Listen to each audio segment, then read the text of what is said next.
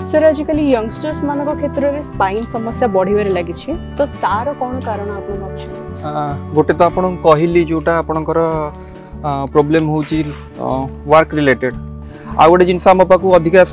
number रे patient आसुचंती एबे complain नै करी बैक पेन नै करी यंग जनरेशन जोटा कहले आपण विशेष कर तांको पाखे रहउची गोटे खराब लाइफस्टाइल जोटा वर्क रिलेटेड नुह सेटा केमती रहउची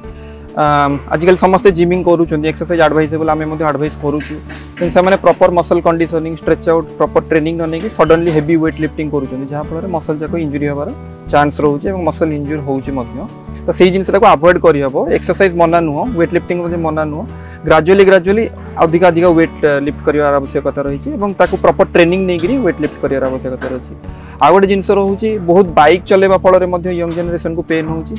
बहुत बाइक इन द सेंस बहुत अधिका समय चलाउछंती तापरे होउची बाइक रो पोस्चर मध्ये अबनॉर्मल होउची स्पोर्ट्स बाइक जाका कोन सेटा स्पोर्ट्स हाई स्पीड बाइक